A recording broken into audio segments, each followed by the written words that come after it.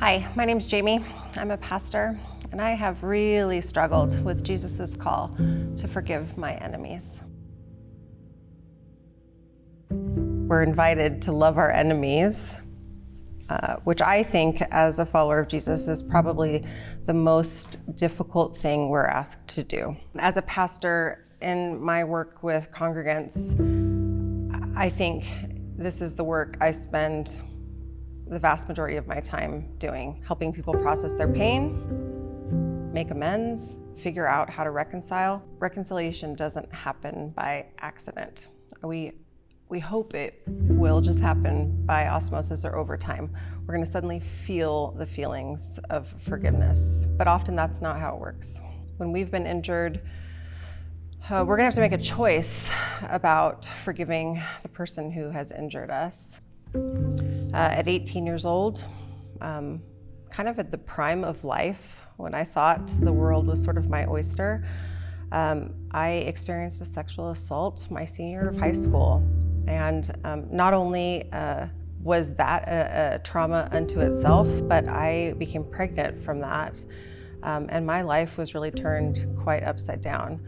I became a really terrified young woman. I remember having this conversation with my mom in the kitchen of our house, and she said, you're losing yourself, Jamie. And I said, well, yeah, Mom, everything's over. Like, I can't go to college.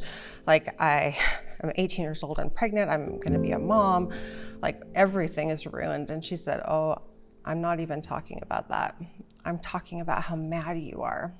And I told her with tears streaming down my face, like, I think if I encountered him on the street, I could kill him. Like, I could kill a person. I've never felt like that before. And she grabbed me by the shoulders, and she's a pretty gentle lady, and she sternly told me, like, you must figure this out, because that won't kill him.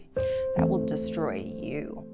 They've been experiences where I have had to sit at the end of my bed with clenched fists and make a conscious decision over and against my feelings and say, I will forgive them. I will forgive them. I will forgive them, no matter how I feel about it. And it didn't happen overnight. It wasn't easy. It took years of intentional work, but I will say the feelings did follow. And don't get me wrong, the work of reconciliation never ends. I haven't arrived at being reconciled. Even what happened at 18 years old, I mean, that has reared its ugly head again and again over the years in kind of unpredictable ways.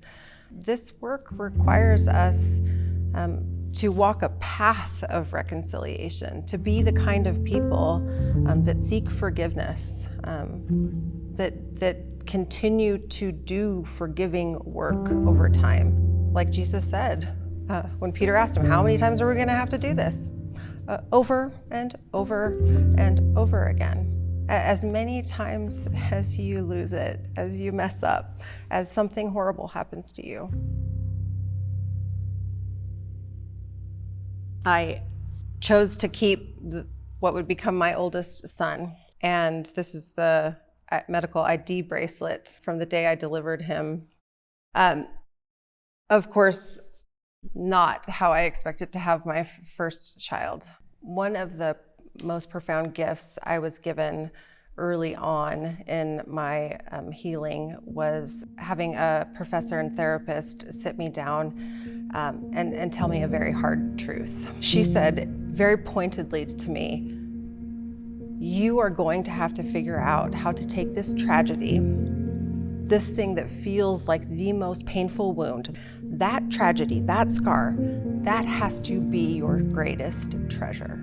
What that became for me is the thing I would not go back and do differently. And not just because I have this incredible child and this beautiful life that has come about, but because I'm a wildly different person because of how suffering has been redeemed in my life. God uses everything. Beauty really does come from ashes. If death can actually be turned into resurrection, then suffering really can be redeemed. The congregation I serve at First Presbyterian Church is what we affectionately call a purple church. There are folks on both the red and the blue side of the theological and political aisle, all coming together each Sunday to worship together. I'm old enough to remember when I think every church was purple. It wasn't the first thing that people thought of when they thought of church or like who someone was. They didn't even consider like how they voted. We do not have to pick a side. The idea that you have to think, vote, and believe the same as everybody else is a lie. It's just not true. That's a false dichotomy. My most important jobs right now in the middle of our deeply polarized culture is to stand right in the middle, in the messy middle space, and hold the tension and keep pointing out that false dichotomy and saying that that's not real. You actually don't have to choose.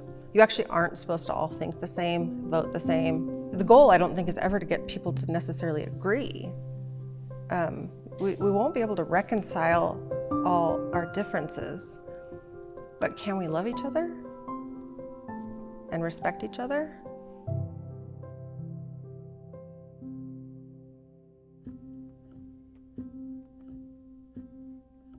There's a lot of things Jesus didn't say.